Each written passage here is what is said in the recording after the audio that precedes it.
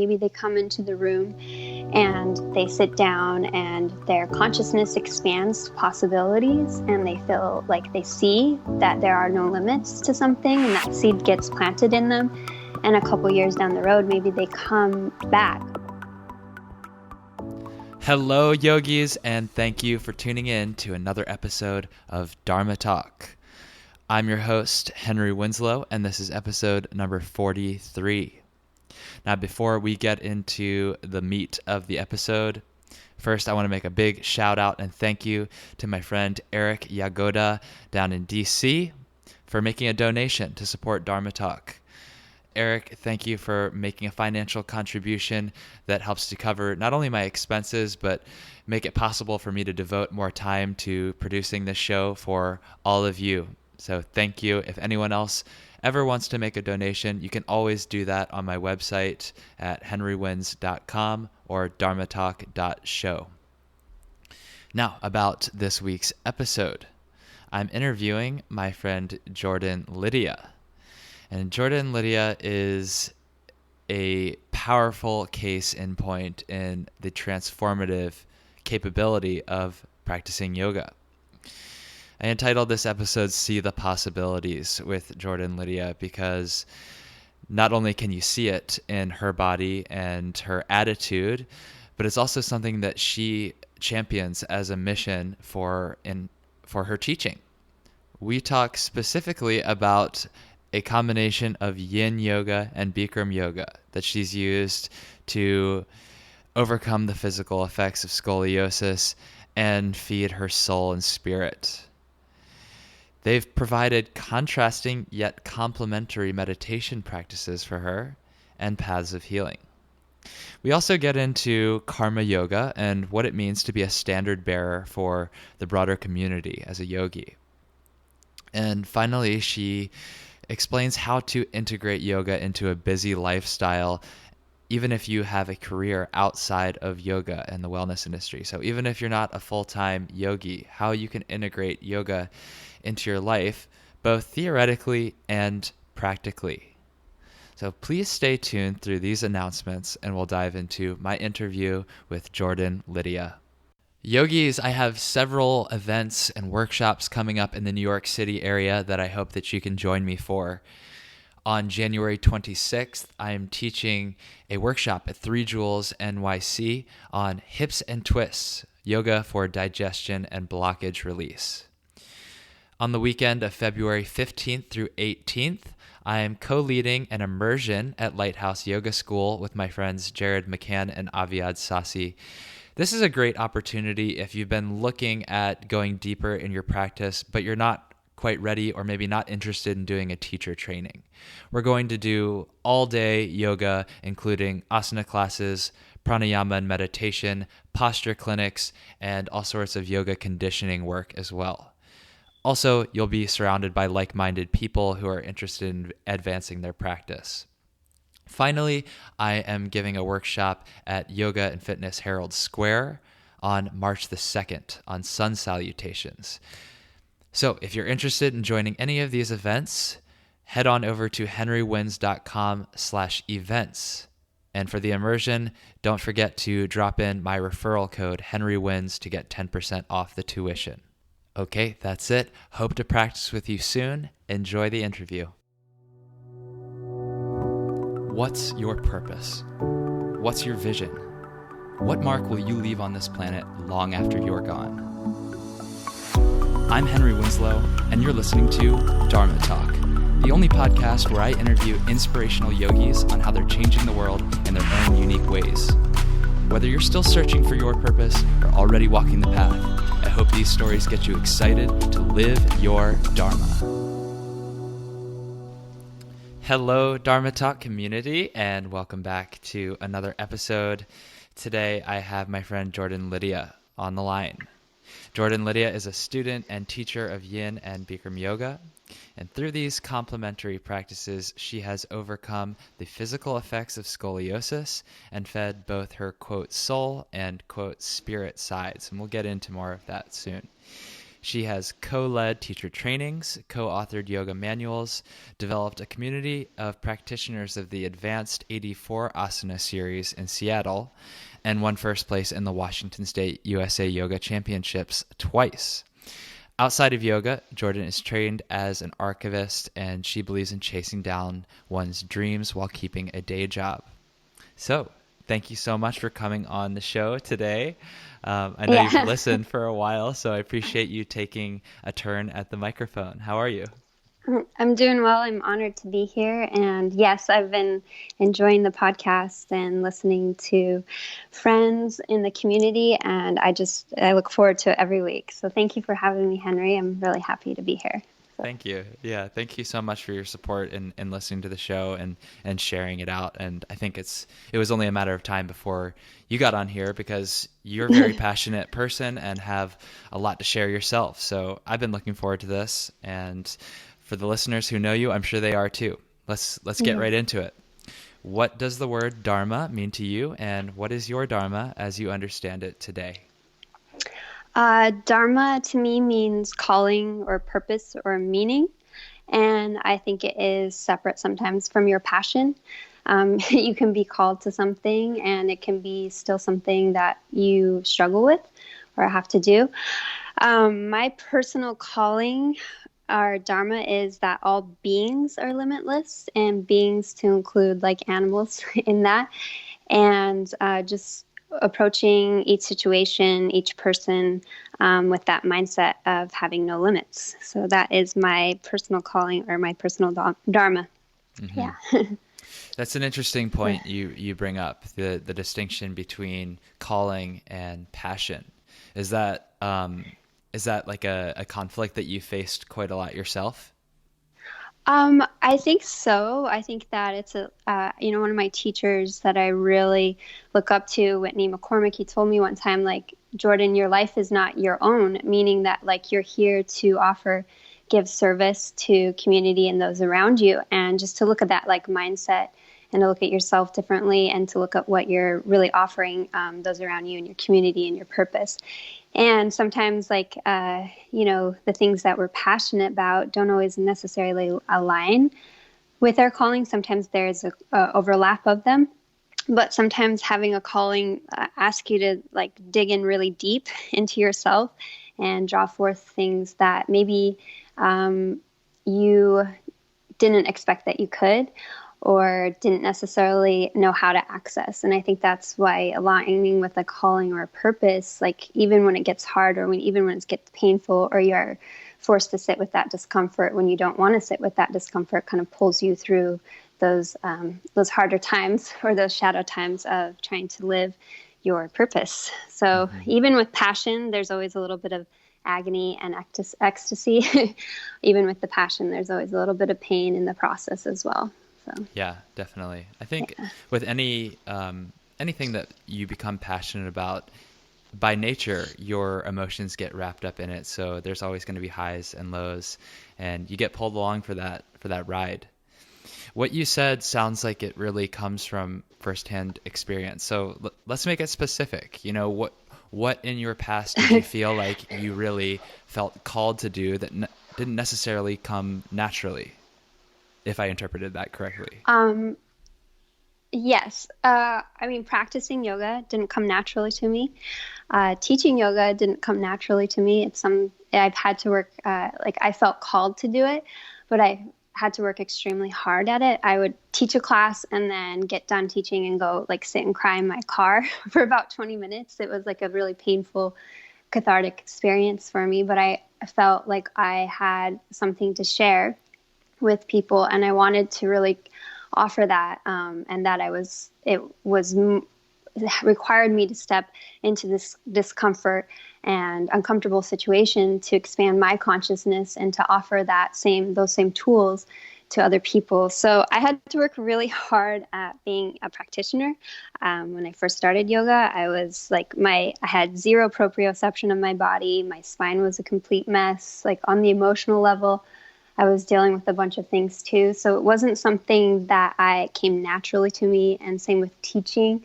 was pretty shy, didn't feel like being up in front of people, but I continually felt drawn and called to do it. And so through a lot of process and a lot of hard work behind the scenes, I now feel like I have a little bit of confidence in those areas, but I still get super nervous every class I teach. So, yeah.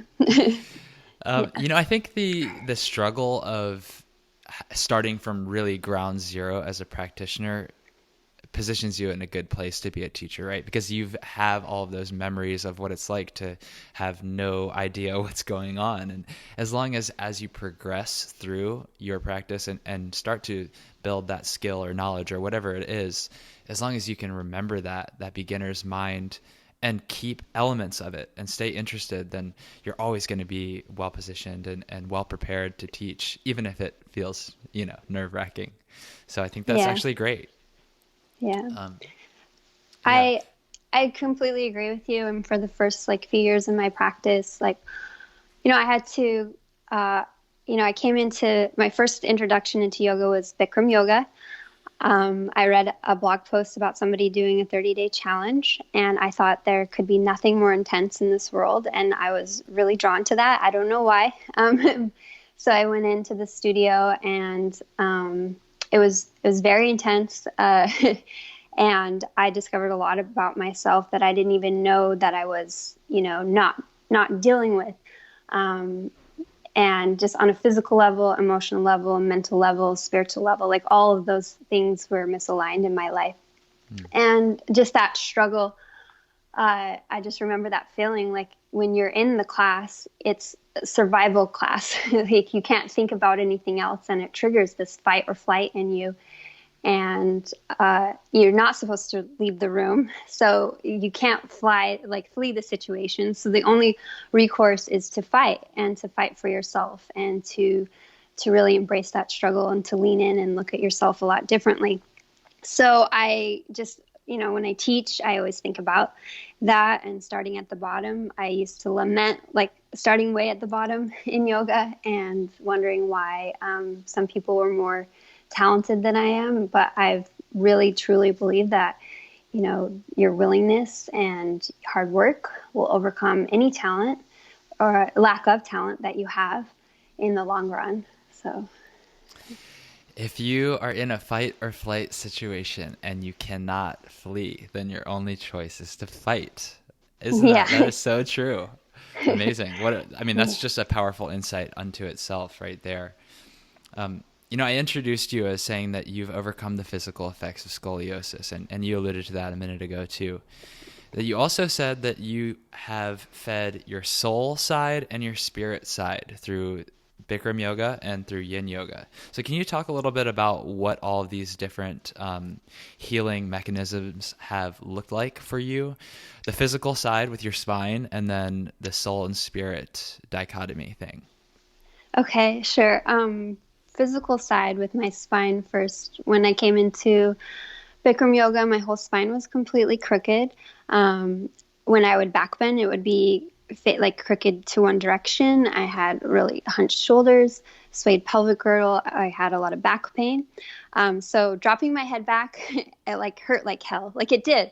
And that was a big step for me. So I used to set up in the room. I'd line myself right up any of the joints of the ceiling tiles so that I could put my fingers straight up and line them up. When I would back bend, sometimes I would back bend towards the mirror so I could see my spine, so I could move it into the other direction. Wall walks really helped to heal my spine. So I'm a big believer that all back bending heals the spine, the Mary Jarvis Esoc lineage.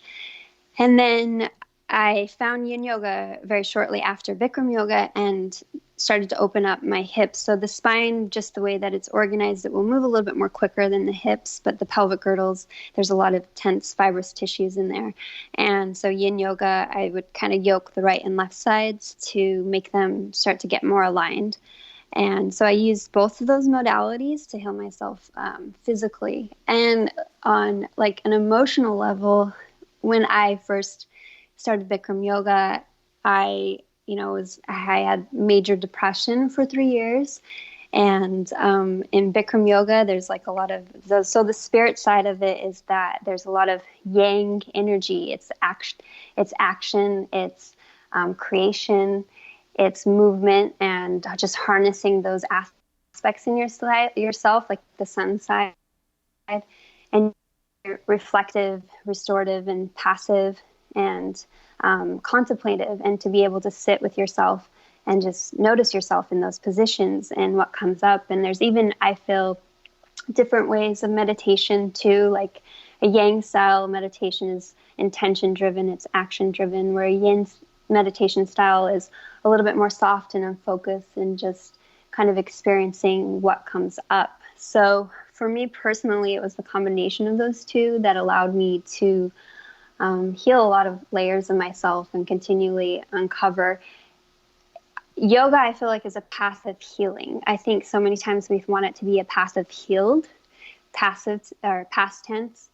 But once you go through one layer or kosha, it's like rushing nesting doll, then you go a little bit deeper, or sometimes you have to move back to the physical again if you have an injury or something going on, and then go back into the emotional again. So I feel like both of those modalities, for me personally, were really big complements in accessing a lot of different ways of healing myself. Mm-hmm. So. Yeah, I love that. And I agree. I mean, I've had a similar experience. I started off with Bikram yoga almost exclusively, very religiously practiced it and craved everything about the fiery yang energy of it. I mean, it's literally heated to 105 degrees in there. Yeah. So Yeah. it's kind of hard to deny that it has that energy into it, and it penetrates you, and it makes you feel that way and approach the practice that way. But then once I started to trickle into other things, including yin yoga, it became more interesting and more possible to take different mental approaches and cross them into other practices. So to take the yin idea, the patience, the receptivity, and put it in the Bikram practice. And Yes, even vice absolutely. versa, and I'm Yes. sure you've had an experience with that too. I love what you said about the meditation. People think of meditation as being this like just, I don't even know, it's like sitting still in total peace, but there's a lot of different things that can be happening in your mind when you're sitting Yeah. still. Yeah, for the first while when I was in yin yoga, my mind, I would just let it wander all over where it would go, because I thought that's what you were supposed to do. And it would just go down these wormholes or rabbit holes, what have you. And it wasn't like, and that is okay still. That's wonderful still. But when I started to actually, I believe that in yin yoga, the sensations in the body become the meditation, and just being able to focus in on those sensations and to stay there and kind of just have that soft awareness of them. Whereas I feel like Bikram yoga, the mantra, the dialogue becomes this mantra, this rhythm. So it's a different type of meditative aspect, I feel, from each of the different practices. Like it accesses different parts of me, and I think that it's good to look at yourself prismatically instead of just like one thing will complete me. So yeah, even though I love each of them, and I'm like, yeah, I'm total fan club for each of those styles. So yeah. Yeah, that's right. I mean, in both of them, it's important not to check out, right? But Right. for a dialogue-driven class, you've got a teacher giving you words like a metronome, keeping you on pace. But when you're on your own to steer that, it's a bit more challenging, I think, honestly, to stay focused, because it's up to you. Right. Yeah, absolutely. I think that yin on the surface can appear like a more simple kind of practice, but it can be a really intense, deep experience for a lot of people to just sit with themselves and sit with that discomfort. You're in the postures and you're uncomfortable, and then on a mental level, you're experiencing some discomfort as well. And you have to sit with yourself, and a lot of times we're asked to sit with ourselves in discomfort and things that we don't want to sit with outside of the room. So if we can find a way to do that in the class, then it makes it, we practice that skill. So outside of the room, we can remain still. So Yeah. So I imagine that your current yoga practice is kind of a combination of these two lineages of yoga that have been so important in your healing process. But are there other aspects that we haven't talked about? And that's the first part of the question. Second part of my question is, I know that you are a big fan of the 84 Asana series, as am I. Yes. And I'd love to hear your kind of philosophy around that, because a lot of people think of it as being something that's intimidating, maybe not to be practiced or taken lightly, but you do it on a very regular basis. So yes. Yeah. So my current practice is that I practice at least 2 to 3 26 and 2 expanded classes. I know you're familiar with that. Then 2 84s a week. Yin, I make sure to get like at least 1 studio class because I like to practice at the studio that I'm teaching at. And then I'll do yin at home as well. And then I've also been dabbling in vinyasa to just, like I said, when I first started, proprioception, my kinesthetic awareness was really poor because when your spine's completely misaligned, you can't feel your body in the space. So it's been good for me to be introduced to more movement, to be able to, find my body in the space in a quicker pace, which wasn't accessible to me the first few years of my practice. Mm-hmm. And to your second question about the 84, okay, anybody who knows me around Seattle knows that I love the 84. It is, it's like completely spiritual for me. It's my family. I feel like I built family community around it. And I consider it to be a therapeutic practice when practiced mindfully with discernment and with patience. I totally believe that. I don't turn anybody away who wants to come try the practice. Maybe they're not ready for it that day. Maybe their body's not, but maybe they come into the room and they sit down and their consciousness expands to possibilities and they feel like they see that there are no limits to something and that seed gets planted in them. And a couple years down the road, maybe they come back. When I first started 84, I was interested in doing the yoga competition. That was part of the path to do the yoga competition was, you got to go to advanced class if you want to do the yoga competition. I first started competing about 7 years ago. And I had no business being in the 84. Like I didn't. I could do the 26 postures moderately well. Maybe that's a generous statement. And then a couple of the 84 postures. But the teachers, they just loved me and they just embraced me. And I kept showing up and I just felt something about that practice. I feel like it's deeply spiritual.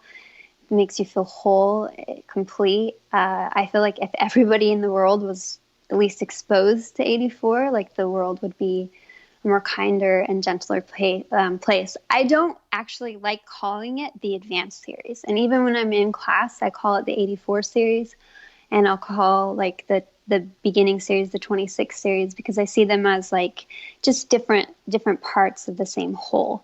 Mm-hmm. And so that's my personal like feeling on it, because I couldn't do hardly any of the postures at all. And just setup by setup, posture by posture, year after year, it's just completely expanded. And I'm always now, chasing new limits in a way, or pushing the limits of myself and just changing my mind about what I can do and what I can't do. So I noticed that you said that when you first took the class, what was called advanced class, then now it's being called other things more frequently, that you had no business being there. I take it that was your thought then and not now, right?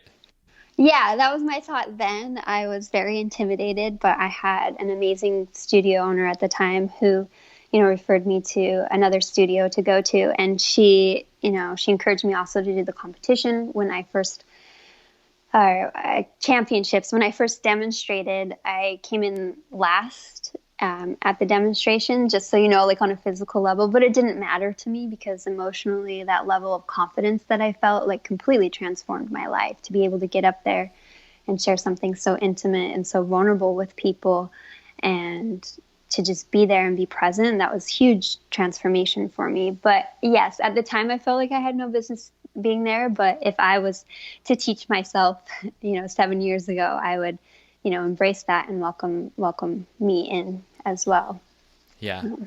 When I first practiced that class, it was kind of a similar situation, which I think that was the standard at that point in time, where the class was never advertised on the schedule. It was basically kept a secret, and people were actively discouraging you from coming. And it was like, okay, you got to take the hot beginning class first. And if you're still standing and you still want to do it, come talk to me, and then you can come in maybe. But, I think as discouraging and like mired in red tape as it was, there was something about that built some intrigue and opened my eyes to the exact kind of revelation that you had in there, which is like, oh, look at all these possibilities. I thought like, okay, I'm doing pretty well in this class, like, but what else can happen? And you go in there and people are doing things with their bodies and a calm face that you think are totally unrealistic. And it's like, okay, there's something here. Yeah. And that's a powerful experience to have. Yeah, absolutely. I mean, Padahastasana in the beginning Bikram class, that blew my mind. So when I went to 84, like my mind, it was completely gone. I was in the astral sphere. Like I couldn't even process everything that I had just witnessed and experienced. So it's amazing. And I think the 84, it's been around longer than the 26, and it's really ancient. And I feel like the path forward for the 26 is actually through the 84. Maybe not as many people practice it, but those practitioners who go to the other classes, they become the standard bearer for the community and just help to keep the vibration high and to hold that higher vision. So, what do you mean by that? By being the torch bearers or the standard bearers? I think that if you go to 84, or if you're seeking more, and it requires a level of like responsibility and commitment to your practice. It's not for the faint of heart to like go for 2 hours like usually at the least convenient times during the week. And to practice and to be fully engaged with that. And I think that then I preach in my classes to the students that, they need to have some offering back to the community as an 84 practitioner of some kind of karmic service, whatever that may be. And, we have some students who bring fruit after the 84 or just like folding towels or something like that. And I think that they go into these other classes and they become the standard bearer and they go back to their communities, because right now our main offering of 84, we pull from people who live in downtown Seattle and live, across the way and that kind of thing. So that unites us as a larger community, at least in the Pacific Northwest, and to become the standard bearer in these other studios, and to not just be, students or to take a yoga class, but to be yogis. I think there's a difference. So. Definitely. Yeah, and you're so right. And that experience rings true from what we've seen over here on the East Coast too. I remember back then when I was doing it the traditional way, when it was hidden between the class schedule and stuff, that there would be people coming into New York to take class from Joseph Insignia or Gloria Suen or whoever was teaching it. And they were coming from like Philadelphia. And that was cool because we had this little group, and it's not to say that it was meant to be elite or exclusive in any way, but there was a community, a sangha that was built around that, and naturally you feel sort of an obligation to be a representative of that when you step away from it and go back to your home studio if that's not where you practice. So it's cool to hear that that's, kind of a, maybe not universal, but it's a widespread experience that you've felt as well and been a part of. Oh, sorry. I had somebody say to me like, oh, I bet it's like really beautiful to come watch the 84. And I was like, well, there's a lot of struggle and we're failing a lot. But I think as practitioners, practice is a mechanism of controlled failure. And when you fail like that, you become vulnerable with each other. And that creates a huge intimacy and trust with the 84 practitioners that, that I don't know how to replicate anywhere else. And they've really become my family, and just that like really deepen the bonds that way. So. Yes. Yes, that resonates really, really a lot. I mean, it's so true. I mean, you practice with people on an ongoing basis consistently, and you don't even have to say anything to each other. You just feel connected. Mm-hmm. Mm-hmm. Absolutely. So, Yeah. what kind of stuff do you do for your karmic responsibility? If you're encouraging the students to do that, how have you led by example? Um, Lots of different ways. So I don't act, but I'm actually like I'm pretty good at like remaking signs and stuff like that. I'll see something that needs to be done if like, and I'll make that as well. I have for like 8, 9 months this year. I did karma yin community classes every week. Um, Honestly, last year during 2017, I probably taught for free more than I got paid to teach. And that was because I believed in what I was offering and making it accessible to people like that. And I'm grateful for my day job because it allows me to be able to offer these opportunities and not have to worry about, how I'm going to pay my bills or that kind of stuff.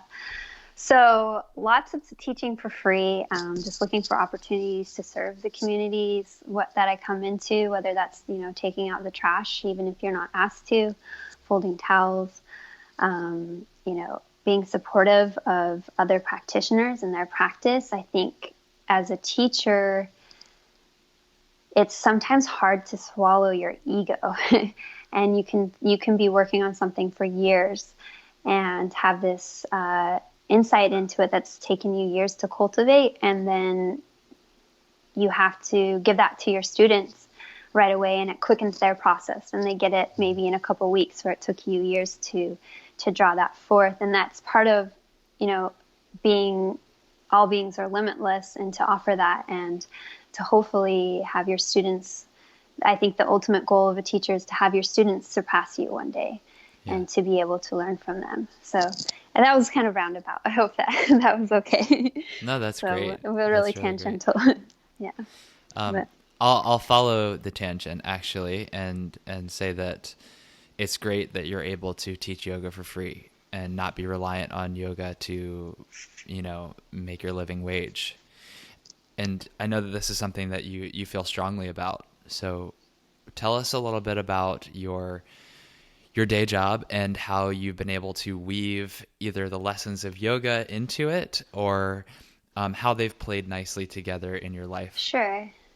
Um, when I was training for competition probably 5, 6 years ago, I felt really overwhelmed because I was, working full time. At the time, I was writing my graduate school thesis, and I just thought, like, how am I going to do this? How am I going to realize my dreams? And, without quitting my day job and just doing yoga for 8 hours a day. And I came across an article that said, like, you can use your day job to help fuel your passions and to look at a broader perspective, like more long term on where you want to be. And right then and there, I wrote down a bunch of different goals, and I've written down subsequent goals since then. And I said to myself, even if it takes 10 years, I will do these things. And so I feel like having a day job's helped me to take a lot of pressure off of, maybe my practice or my teaching, and to be able to really delve into the passion of it, and also to be selective on what opportunities that I choose to participate in. I think, like, I'm a purist with a little bit of pragmatist, so I suffer a lot because I'm a little bit like, I like things a certain way, or like feel like aligned to how I want to teach it. I think right now, for example, in yin yoga, when I first started teaching yin, it was pretty unknown. And so yin's open source. And so there's a lot of, new yin classes coming in and all this stuff. And it's great because it's proliferating, but I feel like the quality is also dissipating as well. So for me personally, like, aligning with studios that I feel like share my interpretation of yin, or if that makes sense, or even within the Bikram communities, aligning with studios where I want to teach that share, like, my philosophy of how I understand the Bikram series. And so I'm a little bit of purist, but I have some pragmatism in there, which makes me suffer a little bit. And then just like when I took that scan of, okay, you are going to be working, but you can still pursue your passions and your dreams. So what does that mean? So I practice a lot during the week and I still work full time, but just getting to the studio half hour early and staying half hour late, that's an hour each day. So if you do that for 7 days a week, that's 21 hours a month. That practice that you didn't have, that you couldn't, how could you have fit that in? And so just doing that successively over the years has really allowed me to have my practice bloom. Maybe it took a little bit longer, but I've learned a lot more about myself over the process and the slow climb up to the top instead of just a helicopter dropping me up at the top. So I think I like to encourage that message to people. I think it's like amazing. Like if you're in a situation where you can just pursue your passion full time, then go for it. But then also not to get defeated if you have a little bit of both, if you have to find a balance between the two, because you can still chase down your dreams. I've done that completely. Go back to some of my goals and dreams from a few years ago, and they've been realized, maybe not as quick as I wanted them to. And also looking for like weekend opportunities too. I think those go undervalued. Like you can travel for a weekend workshop here and there, or there's a lot of teacher trainings now that are offered successively over a period of weekends. So people who work full time or have families can do that as well. So just being a little bit more creative and nuanced at how you are choosing to chase your dream and your passion. So. Yeah.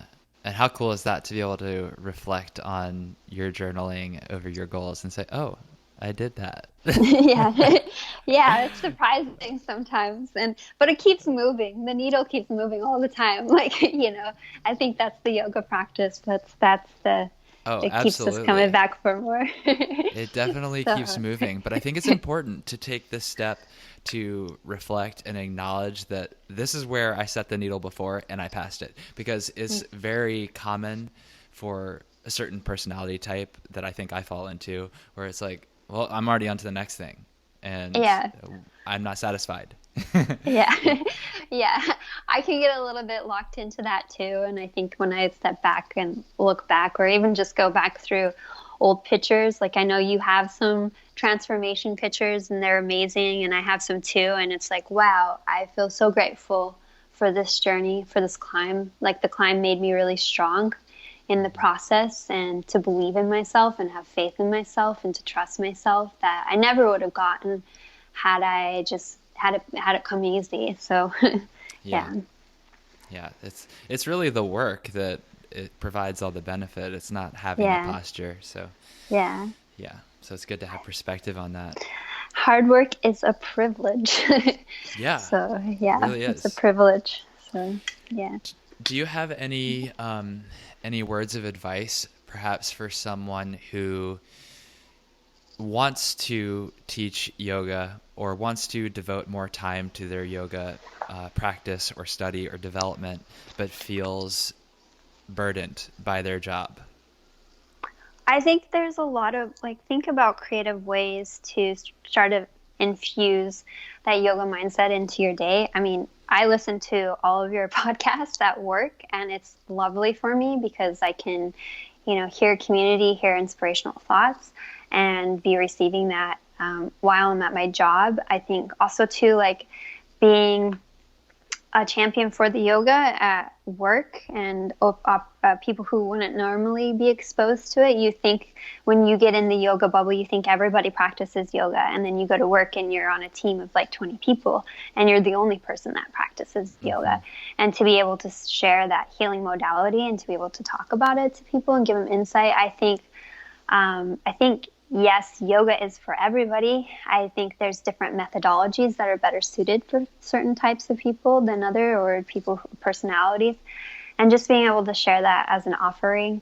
Like I said, half hour before class, half hour after class. That really adds a lot of value into your practice and just making that a priority. And I can get really fixed into all or none mentality, and trying to shift that from not all or none, but to some. So, okay, I couldn't make it to every single class this week that I wanted to, but I did make it to, this one or that one, just embracing it with more of an abundance mindset instead of a scarcity mindset, I think is the way to do. And just looking for those opportunities to kind of infuse it into your day, maybe meditating for a little bit, or if you take a break at work, using that as meditation time as well. I think it's all yoga. Life is all yoga. And all the tools that we learn on the mat, we apply outside of the mat. So, yeah. Does that help? Yeah, for sure. Yeah, well, I mean, the listeners will be the judge of that, I suppose, but I find that helpful. And I also remember a time when I was having to go into the ad agency every day, and I know exactly what you mean, where, half your life you're at the studio and you're surrounded by people who are thinking about yoga and talking about yoga and living yoga, and it's all yoga all the time. And then you go to the office and people they don't even know what it is. I mean, right. And why would you blame them for that? But it's important to have that kind of step back perspective, because for the same reasons that we talked about at the beginning with the teaching, you have to remember the perspective that new students come into the door with, so that you're not assuming information or assuming a certain paradigm of thinking. And being outside of your bubble in interfacing with people who think differently from you is so important for everyone. And it also gives me a level of empathy when I have students coming in for the night class. They've just gotten off work. I know what that feels like. I've been at a desk all day too. I know what their body feels like, the energy levels, and how to if it's a yin class, I'm gonna ground them and kind of do some cerebral release real quick. If it's a Bikram class, I'm going to make sure to keep my energy high to pull them through. Or, so just having that perspective of maybe a little bit of what your student's day looks like. And I think one thing too, it's a faux pas that I avoid is when teachers are try and let your day go. Don't think about all that you had to do today. Don't think about your grocery list, all this stuff. I never say that. Because I want them to focus on their body. And I know immediately for me, coming from work, I feel already all these things that I need to go home and do. And just having a place to just let that go and not be reminded of that, and to just bring them back into the physical. We become so disembodied throughout our whole day. We're sitting with our body, we're texting, we're doing all this stuff, but we're not even aware of it. And just to take people back to the gateway of the physical and to have them be experiencing that's huge, I think. Mm-hmm. Yeah, it's kind of that line can be counterproductive, right? Because as soon as you say, forget about the emails, forget about everything you have to do after class, immediately, of course, that's what you're going to be thinking about. Exactly. Yeah. So instead, give them something different to think about, something gross, physical, right here that you can feel. Yeah. Absolutely. You also talked, I want to jump back to something that you said a little earlier. You were saying that sometimes you feel the frustration of, I scheduled out all these classes I want to go to. I had this ambitious agenda for what my yoga practice was going to be this week, and then you don't hit it. Instead of getting frustrated with the opportunities that you missed, you practice an abundance mentality.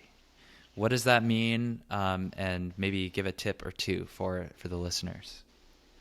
Yeah, sure. I think the first few years of my practice, I got really fixated on trying to hit every class. And I did a bunch of those 30-day challenges, which I totally recommend, and they're wonderful. But if you're a type A personality, it can you lose the substance while grasping at the shadow of what it's trying to get you to do. And so I feel yoga practice is cumulative. So just trying to move each day. Maybe if you don't get to a class, how can you move your body? There's 3 ways to heal the body, which is the chi, the prana, the energy that we bring in through our food. There's kinetic energy, so our movement, and then also our thoughts. So I really try and take movement into account during the day. And if I don't make it to a class, like, how can I move my body? How can I reconnect with my body for that day? And movement can even be like, taking just time to just sit and notice your body, or using showers to ground your body, or taking a walk outside, those kind of things too. And appreciating that as part of the yoga practice. So just looking at all the classes of cumulative, and I felt like because I worked so hard for certain things that I was fear-based, meaning that I would worry that like my back bend would go away if I missed like 3 classes, because it was not something that I had. It was something that I had to earn and to fight for. And, just trusting my body a little bit more, that it will remember it. Even if I don't make it to class that day, it will be there tomorrow. Mm-hmm. Yeah. So just that trust and not being so fear-based, but yeah. Yeah. I've been through that. I know what you mean. It's also addictive. Yeah. It's totally addictive when you do this thing that makes you feel so good, and then you're like, well, am I feeling good about doing it, or am I feeling bad about not doing it? Like, I have to weigh those two things. And ultimately, if you practice yoga for 60 minutes a day or 90 minutes a day, it's not those 60 minutes or 90 minutes that's going to change your life. It's what you take out of it and what gets permeated through every step you take and every thought that goes through your mind. It's only if it actually gets integrated. So those moments of concentrated effort are there as a way to lay a foundation more than that's the be-all, end-all. Yes, exactly. Precisely. Yeah. Yoga is just a means. It's the science for accessing ourselves. And if we're just focused on the science and not accessing ourselves, like, once again, we're losing the substance of it while grasping at the shadows. Mm-hmm. So, yeah. Okay, Jordan, apart from getting your message out on this podcast, what are you doing today to live your Dharma? Today to live my Dharma. Well, I right now, I'm this time in my life, I'm asked to really extend love in a limitless way. And it's been a really confusing and painful process for me, but I'm trying to meet it with a lot of compassion and patience, and to really offer that love without limits, and to not be so attached to what I want, and instead looking at like the greater need of love. I know that's really ambiguous, but that is where I am. I've been really living that for a few months now. So, yeah. Well, I'll let you leave it ambiguous, because I think that's something that, when left without specific conditions, it allows for everyone to have their own personal interpretation. And I think any way that someone chooses to interpret that will be beneficial. So appreciate that. Yeah. Okay, well, now is the time to move on to the final section of the interview. This is the prana round. I'm going to ask you 6 rapid-fire questions and ask you to answer minimum 1 word, maximum 1 sentence. Okay, you ready to do it? Sure. Okay. In 1 word, why do you practice yoga? Liberation. What is your favorite yoga pose and why? Ooh, full cobra, the flying version, because I feel like it's the ultimate representation of shedding of skins. Is the flying version where you keep your legs touching the floor and then you lift your chest up and grab your knees? Yes, exactly. Yes, exactly. That one's tough. That's a tough one. Yeah, I love that one. So, yeah, absolutely. What is the single best cue or piece of advice that you've ever received from a teacher? Always be the student. Recommend 1 book, either modern or ancient, for our audience. It's not a yoga book, but The Little Prince, I think, is it's very simple, but there's really profound truths in it. So. Cool. Is yoga for everyone? I think you mentioned this earlier, but I'll let you answer again. Yes, absolutely. Yoga is for everyone. So. Okay, last question. How can our audience get in touch with you, and how can we support you in your Dharma? You can get in touch with me on Facebook, Jordan Lydia, or Instagram, Jordan Lydia _yogini. And how can you help live your Dharma? Just encourage yourself to be limitless and look at other people without limits, whatever that means in your life. It can be beyond the physical yoga postures, but just embracing each other and the uniqueness. And yeah, I hope that helps. Okay, look at everyone, including yourself, as limitless. Thank you, Yes. Jordan Lydia, for coming on Dharma Talk today. Yeah, thank you, Henry. I really appreciate it. So, yeah. My pleasure. Thank you. Yeah, have a wonderful day. Hey, Dharma Talk community. If you enjoyed this podcast and you haven't done so already, please hit the subscribe button right now. And if you'd like to show your support even more, leave me an honest review on iTunes or whatever podcast directory you listen on. You can also make a financial contribution to keep the show up and running, a donation at henrywins.com. And remember, I'm here to serve you, so if you have any questions or comments or ideas, you can always reach me on Instagram at henrywins. Otherwise, I'll speak to you next week. Keep living your Dharma.